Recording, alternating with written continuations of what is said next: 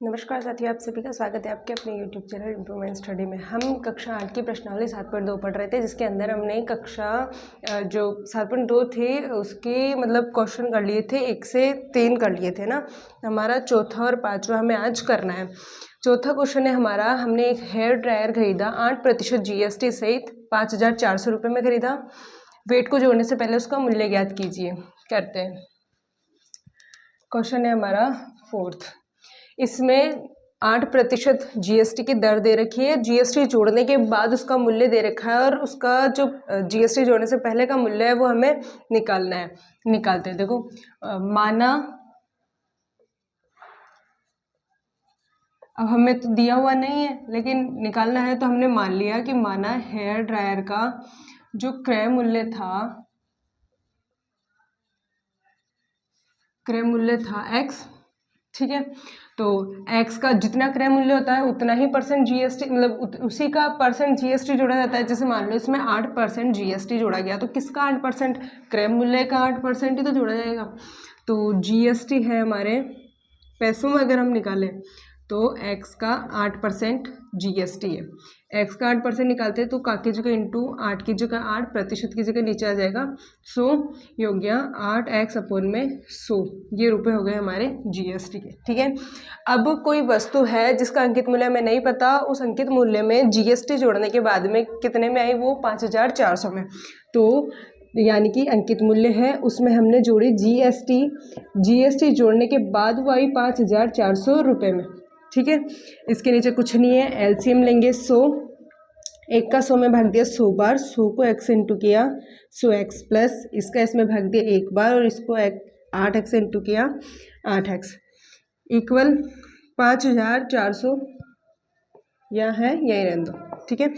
100x में से 8x गए, हमारे हो गए 92, सॉरी ऐड कर रहे हैं 100 और 8 108x अपोन में 100।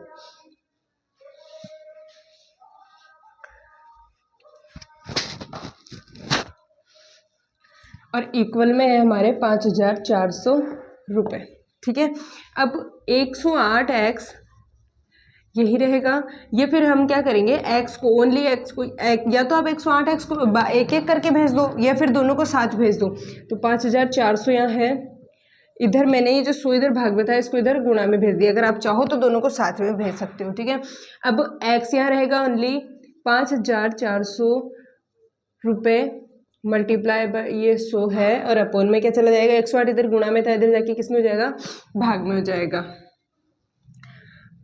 5,400 इंटू 100 अपोन में हो गया 108। काटते हैं इनको, ये कटा 2 के पहाड़े से 54 बार में, ये कटा 2 के पहाड़े से 2 दूनी 4, 2 7 14 और 2,700 बार में, ठीक है।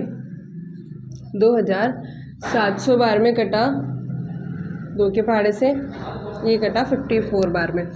इसको काटते हैं, देखते इससे 54 बार में 54 को मैं अगर मल्टीप्लाई करूँ 15 से, 5 चौक 20, 5 25 तो 27 मल्टीप्लाई बाय 1 को 4 से किया 5 0 7 4 11 हंस के 5 2 7 और 1 8 नहीं जा रहा। देखो कितनी बार में कटेगा इससे, 54 से 54 अगर मैं इसको 100 से मल्टीप्लाई करती हूँ तो 2 के पहाड़े से काट के देख लेते हैं इसको। 2 दूनी 4, 2 7 14, फिर इससे कटा 50 बार में, 27 के पहाड़े से कट गया ये 100 बार में इंटू ये 50 बार में, ठीक है। तो 100 के इससे काटते हैं 5,000, ठीक है। हम क्या कर रहे थे, पहले इसको काट रहे थे तो हमने क्या इस सेकेंड टाइम क्या किया, इसको इससे काट दिया, ये हो गए हमारे 5,000 रुपये। क्या निकले ये, x की वैल्यू। x क्या था, अपने x क्या माना था हमने, हेयर ड्रायर को वेट जोड़ने से पहले का मूल्य पूछा था ना, तो उसके पहले का मूल्य यानी उसका क्रय मूल्य माना था हमने x का 8% GST उसने जोड़ा था, GST रुपए में हमारे इतना निकला। GST जोड़ने के बाद में हमें रुपए दे रखा था, तो हमने क्या किया, उसका क्रय मूल्य ज्ञात किया। क्रय मूल्य यानी x की वैल्यू हमने ज्ञात की। उतारिए इसे। नेक्स्ट क्वेश्चन है हमारा फिफ्थ क्वेश्चन। फिफ्थ क्वेश्चन है कि कोई वस्तु है जिस पे % जो है जीएसटी सम्मिलित करने के बाद में वो वस्तु 1239 रुपये में खरीदी गई है, तो जीएसटी जोड़ने से पहले उस वस्तु का मूल्य ज्ञात करना है। सेम टू सेम इसी की तरह क्वेश्चन है, जीएसटी जोड़ दिया गया है, जोड़ने के बाद का मूल्य है, तो जीएसटी किसका जोड़ा, क्रय मूल्य का, तो वो हमें क्रय मूल्य पता लगाना है। ठीक है, हमें जो पता लगाना है उसको मान लेंगे हम, माना वस्तु का क्रय मूल्य,